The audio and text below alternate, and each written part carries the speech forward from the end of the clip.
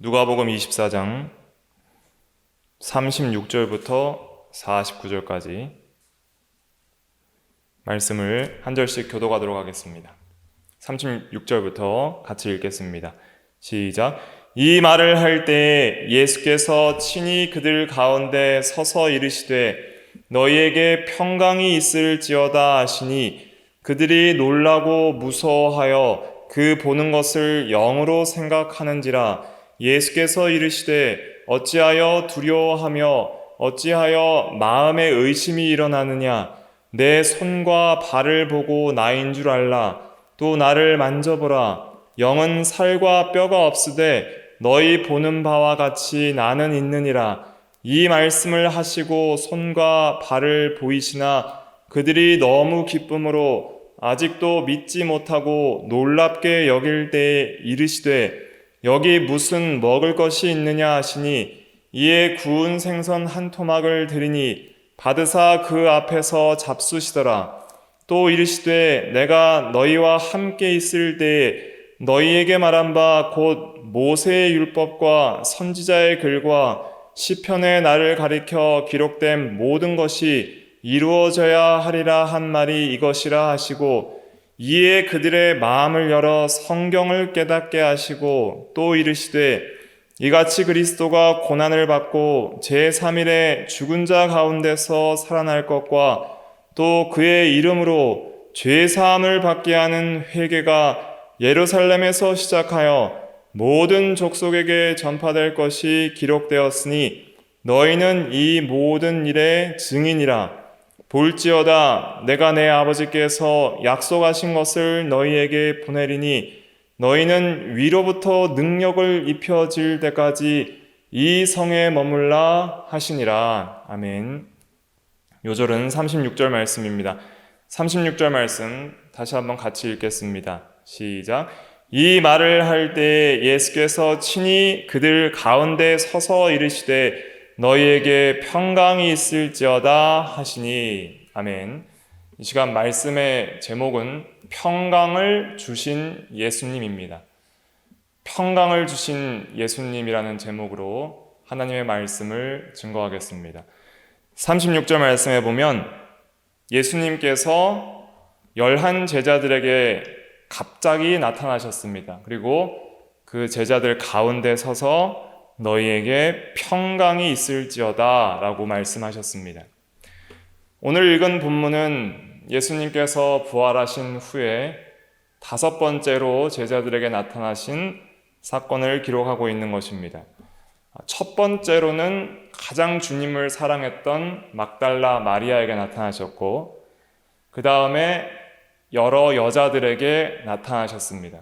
무덤을 찾은 여자들에게 나타나셨고 세 번째로는 베드로에게 나타나셨고 그 다음에 네 번째로는 엠마오로 가는 2 제자에게 나타나셨고 그 다음에 이제 5번째로는 엠마오로 갔던 그 제자들이 이제 올라와서 예수님께서 과연 우리에게 나타나셨다 하고 말하고 있는 그때에 이 제자들이 모인 그 11 제자의 모임에 예수님께서 갑자기 그들 가운데서 나타나신 것입니다. 그렇게 나타나셨을 때의 제자들의 마음 상황은 어땠냐면 불안에 떨고 있었습니다. 굉장히 불안한 가운데 있었습니다. 왜 그랬냐면 자기가 지금까지 자기들이 믿고 따르던 선생이요 주요 또한 이 이스라엘을 구속할 정치적 메시아로 믿고 로마의 압제와 여러 가지 이 세상의 어떤 어려움과 죄로부터 우리를 구원해 주실 그 구속주가 바로 이 예수님이라고 생각하고 믿고 따랐던 그 주님이 십자가의 죽으심으로 말미암아 소망이 사라졌기 때문에 불안에 떨고 있었습니다. 또한 예수님께서 부활하셨다는 소식, 즉 예수님이 무덤에 계시지 않더라, 무덤이 비었더라, 그리고 예수께서 제자들에게 나타나셔서 마리아와 여인들과 베드로와 엠마오로 가는 제자들에게 나타나셔서 예수님께서 하신 말씀이 뭐냐면 내가 부활했고 그 부활한 진리를 전하라. 과연 살아나셨다라고 전하라. 그리고 예수님께서 이제는 갈릴리에서 또 만나자고 약속하셨는데 그 갈릴리로 오라. 또 그런 말들을 전하라고 했기 때문에 여러 제자들을 통해서 예수님이 부활하신 소식을 듣고 과연 이것이 무슨 일인가? 어떻게 죽은 자 가운데서 살아날 수 있는 그런 일이 있을 수 있는가 하고 이렇게 제자들끼리 서로 상의하기 위해서 또 이렇게 모여 있었던 것입니다. 그래서 이 34절부터 보면은 33절부터 보면 곧 그때로 일어나 엠마오로 갔던 두 제자들이 예루살렘에 돌아가 보니 11 제자 및 그들과 함께한 자들이 모여 있어 11 제자와 그들과 함께한 자들 또 추가로 함께한 자들이 있었다 그랬습니다. 그리고 말하기를 주께서 과연 살아나시고 시몬에게 보이셨다 하는지라. 그때에 두 사람도 엠마오로 가는 두 제자들도 길에서 된 일과 예수께서 떡을 떼심으로 자기들에게 알려주신 것을 말하더라. 이렇게 두려워 떨면서 예수님의 부활한 소식을 말하고 있었어요. 그러면서 예수님이 없어졌기 때문에 또 어떤 불안이 있냐면 예수의 시체를 훔쳐간 자들이라는 누명을 쓰기에 가장 좋은 사람들이 제자들이었기 때문에 우리도 혹시 잡혀가진 않을까? 우리도 혹시 죽진 않을까? 하는 여러 가지 불안과 혼란과 또한 주님께서 살아나신 것이 믿어지지 않기 때문에 그런 믿음 없음과 불확신과 의심 속에서 불안에 떨고 있었던 제자들이었습니다. 그 제자들 가운데 이 말을 할 때에 이런 여러 가지 말을 하고 있을 때에 예수께서 친히 그들 가운데 서서 이르시되 너희에게 평강이 있을지어다 그랬습니다. 여기서 중요한 것은 예수님께서 의심과 불안 가운데 있는 제자들에게 나타나셔서 가장 먼저 전해주신 것이 평강이라는 것이에요. 그래서 십자가와 부활을 통해서 즉 복음을 믿는 성도들에게 예수님께서 주시는 것 중에 하나가 무엇이냐면 가장 핵심 중에 하나는 바로 평강입니다. 예수 그리스도를 믿으면 우리가 생명도 얻고 죄사함도 얻고 의도 얻지만 그 얻는 것 중에 가장 중요한 한 가지는 뭐냐면 평강이에요. 평강은 도대체 무엇일까요? 평강이라는 것은 히브리어로 우리가 잘 알듯이 샬롬입니다. 헬라어로는 에이레네라고 합니다. 그 의미는 무엇이냐면 다시 하나가 되다, 완전하다. 이런 기본적인 의미가 있어요. 샬롬이라는 것은 어떤 의미가 있냐면 샬롬은 완전한 이런 의미가 있어요. 완전하다. 평강에는 완전성의 의미가 있어요. 완전할 때 평강한 거예요. 그러니까 뭔가 불완전하면 불안한 거예요. 모든 게 완전해야지. 완전해야 걱정이 없는 거예요. 뭔가 하나 불완전한 게 있어요. 뭔가 하나 일을 하는 것 중에서도 불완전한 게 있거나 관계에 있어서도 불완전한 게 있거나 내 삶의 여러 가지 영역에서 뭔가 하나라도 불완전한 게 있으면 불안한 거예요. 완전해야 편안한 거예요. 평강이라는 건 뭐냐면 평강이라고도 하기도 하고 평안이라고도 하기도 하고 영어로는 peace예요. peace. 그러니까 평안, 평강, 또 화해, 화목, 관계가 좋은 것 이런 것들이 다 평강의 의미입니다.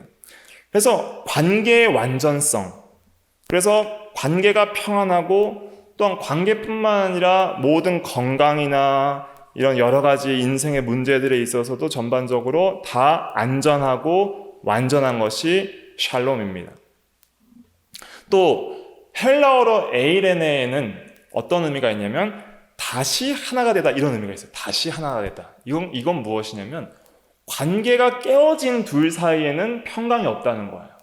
관계가 깨어지면은 불화와 전쟁과 대적과 싸움과 그런 것들이 있지 평강이 없어요.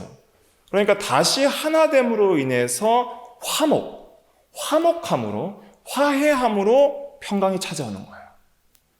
그래서 평강이라는 것은 완전함과 다시 하나됨을 통해서 모든 것이 완전하고 화목해서 마음의 걱정이 없는 상태, 참된 안식과 쉼의 상태를 가리키는 겁니다.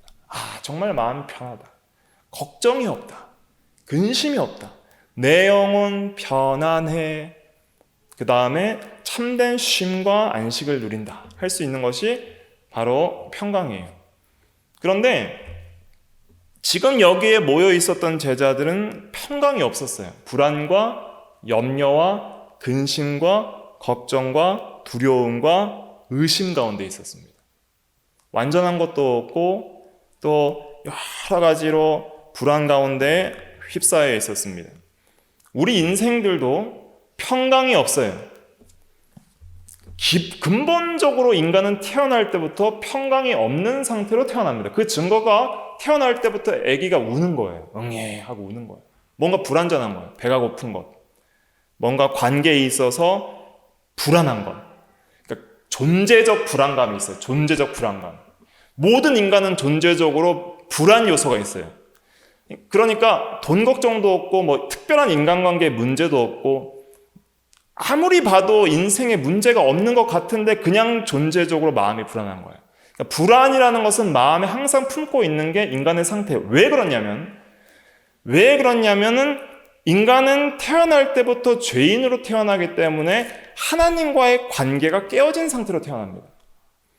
평강은 세 가지가 깨어짐으로 평강이 없어지는 거예요. 세 가지의 관계는 하나님과의 관계, 사람과의 관계, 피조물과의 관계입니다. 그러니까 인간이 존재적으로 불안한 이유는 하나님과의 관계가 먼저 깨졌기 때문이에요. 그럼 하나님과의 관계가 깨어진 사람들이 모여 있으면 사람과의 관계도 깨어집니다.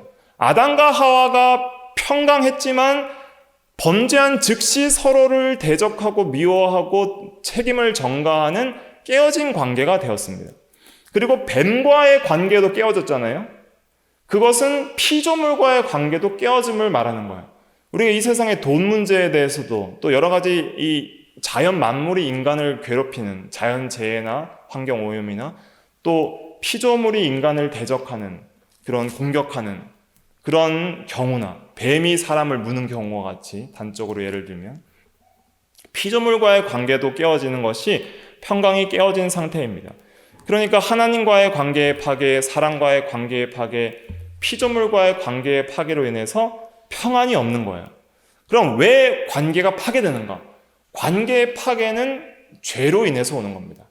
그러니까 죄는 관계의 파괴를 가져오고 관계의 파괴는 불안을 가져오는 거예요. 그러니까 모든 불안의 근원은 뭐예요? 죄예요. 죄 때문에 하나님과의 관계 깨졌죠? 아담과 하나님과의 관계 깨져서 아담이 하나님을 피하여 동산나무 사이에 숨었죠? 그다음에 아담과 하와 사이의 관계가 깨졌죠? 그다음에 아담과 하와와 뱀 사이의 관계가 깨지는 거예요. 죄를 통해서 관계의 파괴가 일어났고 그 다음에 아들 가인이 아벨을 쳐 죽이는 그런 사람과의 살인과 미움과 시기와 질투의 관계, 그런 파괴의 관계가 오면서 모든 불안이 다 일어나는 것입니다. 그래서 가장 근원적인 문제인 이 죄 문제를 해결하지 않으면 우리는 이 관계를 회복시킬 수가 없는 거예요. 그런데 아무리 우리가 사람과 피조물과의 관계가 좋아도 아무리 이 세상에서 좋은 관계를 가지는 인간관계에 좋은 사람이라 할지라도 하나님과의 관계가 회복되지 않으면 근원적으로 불안합니다. 항상 그런 거예요. 근데 예수님의 십자가의 죽으심과 부활은 바로 그 하나님과의 관계를 화목시키는 화목의 죽음이었고 화목의 사심이었어요. 그러니까 우리가 예수님을 믿으면, 예수님을 믿습니다. 그리고 예수님의 죽음이 나의 죽음이요, 예수님의 사심이 나의 사심이라는 걸 믿으면 그 믿음을 통해서 믿는 자 속에서 역사하는 실제적인 변화의 은혜는 뭐냐면 하나님과의 관계가 완전히 회복됩니다. 그래서 예수님께서 요한복음 20장에 보면 가장 처음 만난 막달라 마리아에게 뭐라고 말씀을 하셨냐면 제자들에게 가서 이렇게 말하라 그랬어요. 형제들에게 가서 17절에 20장 17절에 가서 이르되 내가 내 아버지 곧 너희의 아버지 내 하나님 곧 너희의 하나님께로 올라가라 올라간다 하라 하시니 그랬습니다. 그래서 하나님과의 관계가 회복되는 거예요. 나의 하나님, 나의 아버지로. 그 화목의 역사를 일으키시는 그 중보의 사역을 예수님께서 하신 거예요. 예수님의 사역은 화목시키는 사역이에요. 그래서 중보자예요. 중보자의 뜻이 뭐예요? 중보자의 뜻이 뭐예요? 원수된 둘 사이를 중간에서 화목시키는 사람이 중보자입니다. 중보자가 뭐예요? 원수된 둘이 있는데 그 둘 사이를 화목시키는 것이 중보자예요. 예수님은 인간과 하나님이 서로 대적하는 원수였는데 그 원수된 인간과 하나님의 사이를 화목시켜서 함께 다시 하나가 되게 하는 온전한 관계, 아들과 아버지의 관계, 나의 하나님, 너의 하나님이 되는 관계, 서로 가족의 관계, 함께하는 관계로 만들어주신 그 분이 바로 예수님이고 예수님이 그래서 중보자인 거예요. 그래서 예수님께서 친히 그들 가운데 섰다 그랬어요.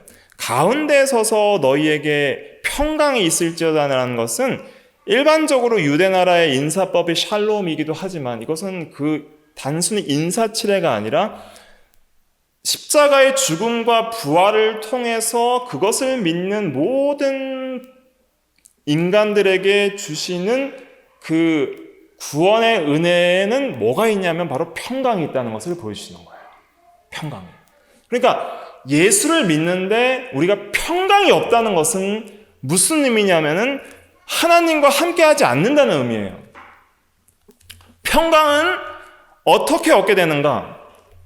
예수님께서 내 가운데 계셔야지 평강이 옵니다. 예수님께서 끄트머리에 계시지도 않고 그 사이에 계시지도 않고 친히 그들 가운데 서서 이르신 것은 특별한 의미가 있어요. 예수님께서 우리의 마음의 중심에 있어야 됩니다. 예수님께서 우리 마음의 중심에 없으면 평강을 잃어버려요. 예수님이 함께함은 곧 하나님과 함께함이요 성령과 함께함이에요. 예수를 내가 믿으면 눈에 보이지는 않지만은 성령께서 실제적으로 우리 가운데 계십니다. 실제적이라는 표현이 굉장히 중요해요. 실제 계신다는 거예요. 계실 때 주시는 은혜가 뭐냐면 내가 너와 함께하노라는 확신이에요. 아, 예수님이 나와 함께 계신다. 여러분들 가운데 주님이 여러분들 가운데 계심을 믿고 실제적으로 느끼십니까? 이것이 중요한 거예요. 주님이 내 안에 계신다. 주여 나와 함께하여 주시옵소서. 주여 내 마음을 주장하시고 항상 주님을 내 중심에 모시기를 원합니다. 그런 마음으로 주님을 찾고 실제적으로 주님을 모셔야 돼요. 그런데 내 마음속에 여러 가지 세상의 욕심과 또한 내가 주인된 삶을 통해서 주님이 설 자리를 뺏어버리는 순간 주님은 나와 함께 하실 수 없고 내 마음의 중심에 주님이 계실 수가 없어요. 주님은 곁으로 저기 끄트머리로 밀려나가는 거예요. 내 마음의 중심은 항상 내가 있고 세상이 있는 거예요. 그래서 가늠하는 여자들아 세상과 짝하는 것이 하나님과 원수됨임을 알지 못하느냐라고 말씀을 하신 것이죠. 두 마음을 품은 자들아 무엇을 얻기를 기대하지 말라. 너희가 하나님과 재물을 겸하여 섬길 수 없느니라. 항상 하나님과 예수님이 중심에 있어야지 다른 것을 겸하여 섬길 수는 없다는 것. 그것을 말씀을 통해서 여러 번 증거를 해주셨습니다. 그래서 우리가 참으로 예수님께서 주시는 평강을 얻기를 원한다면 예수님이 우리 가운데 서 계시도록 해야 되는 거예요.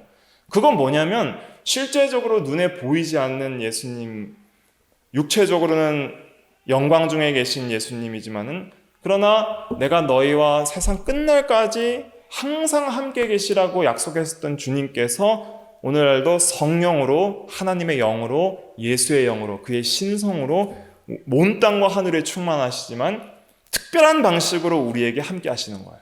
특별하게. 우리에겐 특별한 방식으로 함께 하는 거예요. 우리의 하나님으로 생명을 주시는 생명의 주로 우리와 함께 하시는 거예요. 그렇게 우리와 함께 하시면서 우리에게 평강을 주시는 거예요. 그래서 사도 바울이 서신을 쓸 때마다 인사말이 뭐예요? 너희에게 그리스도 예수 안에 있는 은혜와 평강이 있을지어다. 정말 예수를 믿은 은혜를 받은 사람에게는 반드시 나타나는 증거가 평강이에요. 그래서 오늘도 평강에 대한 찬송을 3가지를 했는데, 내가 어찌 주를 떠나 살까? 주와 함께 있는 것이 기쁨이라는 것을 고백하잖아요. 그래서 평강은 주와 함께 있을 때에, 주님이 주시는 평강을 받을 때에 그 평강을 우리가 누리는 거예요. 주님이 없는데 어떻게 주님이 주시는 평강을 우리가 누린단 말이에요. 평강이라는 건 뭐예요? 하나님과 함께함입니다. 평강은 뭐예요? 하나님과 함께함. 깨어졌던 관계의 파괴로부터, 하나님과 함께하지 못한 그 관계의 파괴로부터 왔던 불안이 사라지는 것은 하나님과 함께할 때에만 가능한 겁니다. 그 어떤 세상의 것도 이 불안을 해결할 수가 없어요. 죄와 사망으로부터 온 불안은 절대 세상의 것이 해결할 수 없습니다. 죄 문제를 해결하고 사망의 문제를 해결하여서 존재적으로 죄와 사망 가운데 하나님과 단절된 가운데 하나님과의 관계가 파괴된 가운데 영혼이 죽어있는 인간들에게 있는 그 불안 요소를 해결할 수 있는 유일한 길은 예수 그리스도를 통해서 하나님과 함께한 뿐이에요. 그거밖에 없습니다. 그래서 세상이 주는 평강은 한계가 있는 거예요. 그래서 예수님께서 평안을 주셨습니다. 어디서 주셨냐면 요한복음 14장 27절 말씀 읽어보겠습니다. 요한복음 14장 다 찾아보세요. 요한복음 14장 27절 신약 173페이지 요한복음 14장 27절 같이 읽어볼게요. 시작. 평안을 너희에게 끼치노니 곧 나의 평안을 너희에게 주노라. 내가 너희에게 주는 것은 세상이 주는 것과 같이 아니하니라. 너희는 마음에 근심하지도 말고 두려워하지도 말라. 아멘. 평안을 너희에게 끼치는, 이게 피스예요. 에이레네고 샬롬이고 평강이에요. 화평이고 화목이고 평안을 너희에게 끼치노니, 너희에게 주노니, 나의 평안을 너희에게 주노라. 나의 평안은 누구의 평안이에요? 나의 평안은 예수 그리스도의 평안. 예수 그리스도의 평안은 뭐예요? 하나님과 함께함이에요. 요한복음 8장 29절에 아버지께서는 나를 결코 홀로 두시지 아니하시니 내가 그의 기뻐하시는 일을 함이니라. 그러니까 아버지와 나는 하나라. 나는 결코 아버지께서 나를 홀로 두시지 않는다. 그러시면서 14장의 약속은 또한 보혜사의 약속인데 14장 18절에 보면 내가 너희를 고아와 같이 버려두지 아니하고 너희에게 오리라. 버려두지 않고 함께 한다는 거예요. 그리고 그날에는 내가 아버지 안에 너희가 내 안에 내가 너희 안에 있는 것을 너희가 알리라. 함께 연합한 것을 알리라. 그러면서 보혜사를 보내시겠다고 26절에 말하죠. 보혜사 곧 아버지께서 내 이름으로 보내실 성령이 그가 너희에게 모든 것을 가르치고 내가 너희에게 말한 모든 것을 생각나게 하리라. 그래서 예수님께서 승천하셨지만 성령을 통해서, 성령은 어떤 영이에요? 하나님의 영, 그리스도의 영. 로마서 8장에. 그래서 성령을 통해서 예수 그리스도께서 나와 함께 하시는 거예요. 예수를 믿으면 예수 그리스도의 영이, 성령이, 하나님의 영이 우리 가운데 함께 하세요. 그리고 예수님께서 가지고 계시는 하나님과 함께하는 그 평안을 우리에게 주게 됩니다. 그래서 우리도 하나님과 함께함으로 평강을 얻게 되는 거예요. 그래서 이 평강은 세상이 주는 것과 같지 않다 그랬어요. 세상이 주는 평안은 어떤 평안일까요? 세상이 주는 평강은 일시적입니다. 일시적이고 그다음 유한합니다. 무한하지가 않아요. 일시적이기 때문에 영원하지 않아요. 세상이 주는 평강은 불완전합니다. 그리고 가장 중요한 것은 세상이 주는 평강은 불안의 근본적인 요소를 해결할 수가 없어요. 즉 죄와 사망을 해결할 수가 없습니다. 그러나 예수 그리스도가 주시는 평강은 영원한 평강이에요. 영원해요. 그다음 무한합니다. 끝이 없어요. 확장되지, 감소되지 않아요. 완전합니다. 불완전한 것이 없어요. 완전한 평강이에요. 그리고 가장 근본적인 문제를 해결해 줍니다. 인생의 가장 근본적인 문제인 죄와 사망을 해결해 주는 평강이에요. 죄사함의 평강. 내가 죽어야 될 죄인이고 감옥 가야 될 죄인이고 지옥 가야 될 죄인인데 내가 죄사함 받았다. 얼마나 평안해요. 죄사함 받았다는 것도 평안하지만 이제 하나님이 나의 하나님이 되신다. 나의 아버지가 되신다. 영원토록 나를 떠나지 아니하시고 나와 함께 하신다 하는 것이 얼마나 평강한 거예요. 아이가 오늘도 하랑이와 율랑이 제 아들 딸이 오랫동안 자다가 갑자기 깼어요. 엄마 아빠 옆에 있는데도 엄마를 부르짖으면서 불안에 덜덜 떨면서 울면서 엄마를 찾는 거예요. 바로 옆에 있는데. 그러면서 엄마가 없는 줄 알았는데 바로 옆에 있는 걸 보니까 또 제가 안아주니까 금방 울음을 그치는 거예요. 인간은 근본적으로 홀로 버려져 있다는 그런 고립감과 불안감이 있어요. 사람의 관계에 있어서도 내가 누군가로부터 버려졌다라거나 누군가로부터 관계가 깨어졌다라거나 누군가로부터 이 화목하지 못하고 이 절교 상태, 관계가 깨어진 상태를 느낄 때 불안한데 근원적으로 하나님과 떨어져 있을 때는 이 불안감을 가지고 있는 겁니다. 이 불안감을 예수 그리스도의 십자가와 부활을 통해서 예수를 믿는 자 안에 하나님이 예수 그리스도와 성령을 통해서 함께 하심으로 참된 평강을 얻게 되는 것입니다. 그래서 이 평강을 얻으면 죄사함의 평강, 또 의를 얻은 평강, 그 다음에 하나님과의 관계가 화목된 평강, 그리고 하나님으로부터 영원한 생명을 받은 그 평강, 그리고 그 평강이 완성되는 순간인데 우리가 이제 육신이 죽어서 영원히 천국에 가고 또 부활하여서 영원한 하나님 나라에서 안식할 때 그 안식이 평강이에요. 안식은 쉼이거든요. 그래서 예수님께서 수고하고 무거운 짐진 자들아 다 내게로 오라 내가 너희를 뭐하게 하리라? 쉬게 하리라 그랬던 거예요. 그러니까 예수님께 오면 쉼이 있어요. 이제 평안합니다. 드디어 쉽니다.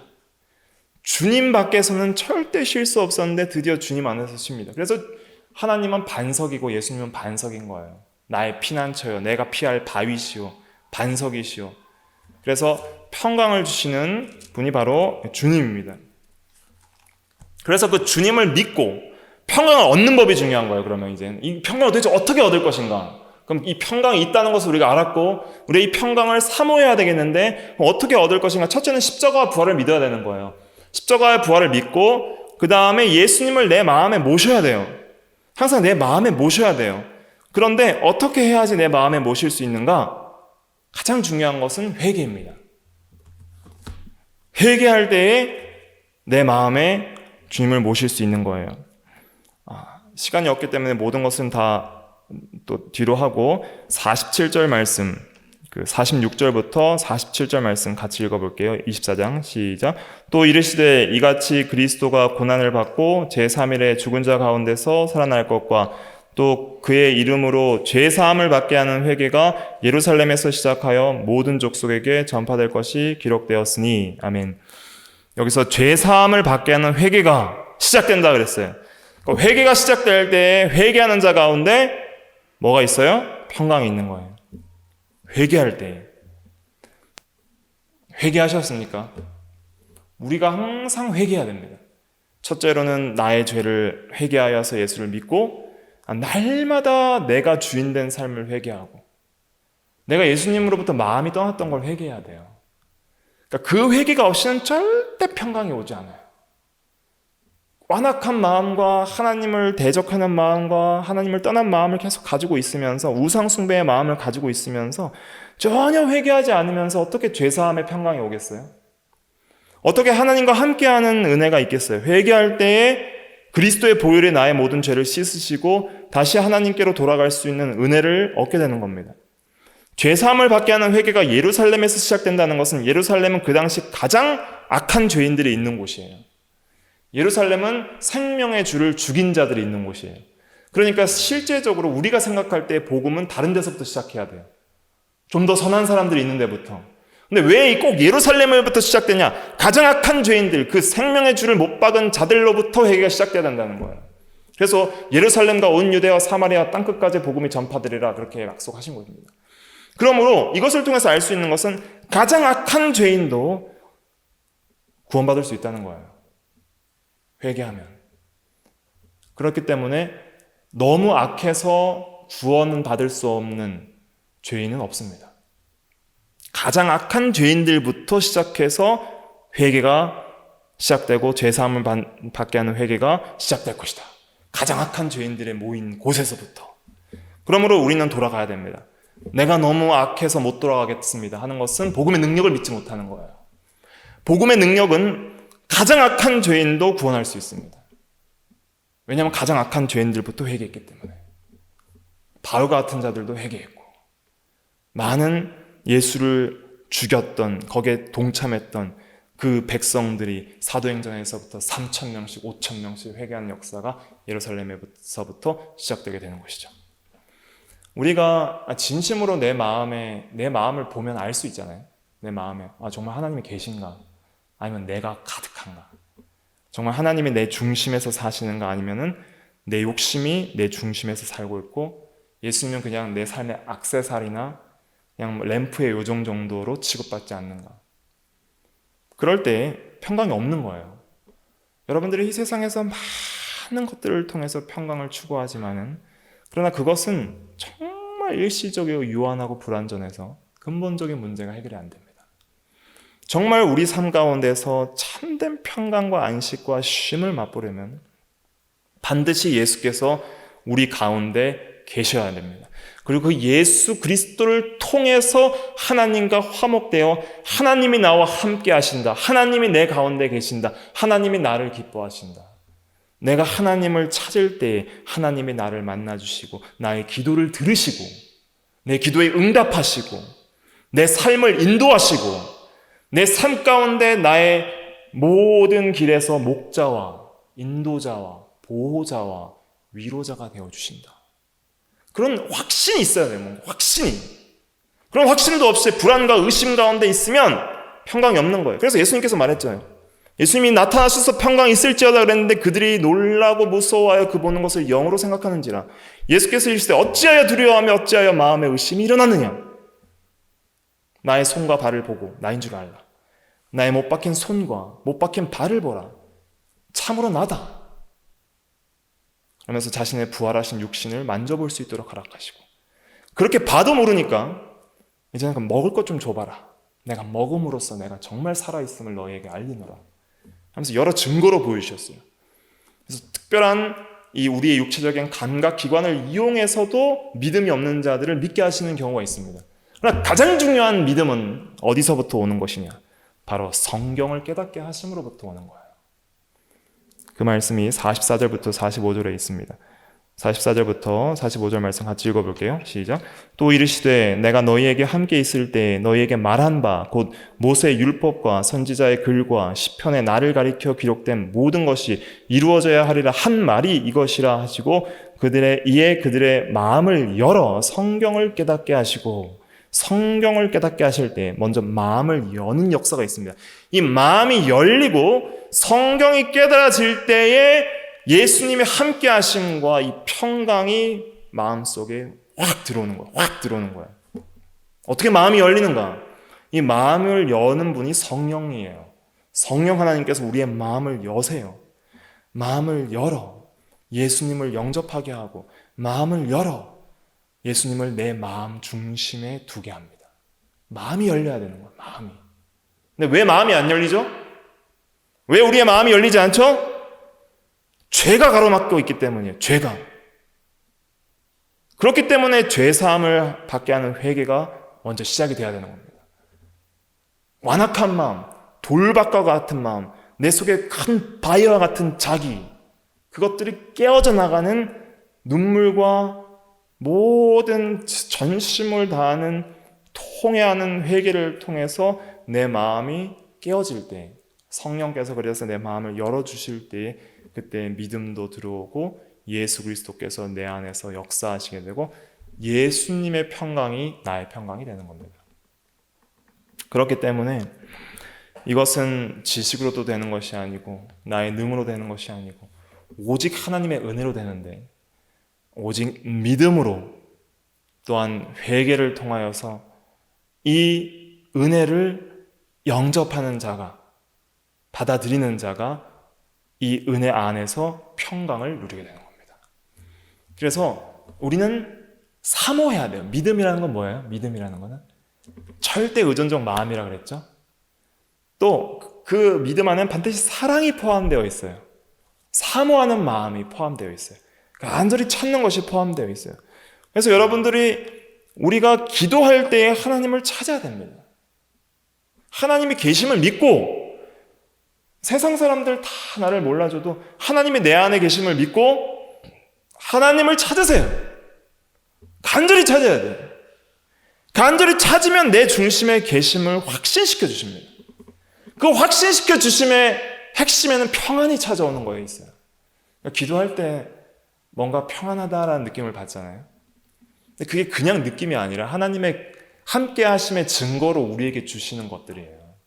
그러니까 늘 하나님과 함께 하기를 힘쓰면 그 평안이 무한하게 확장됩니다.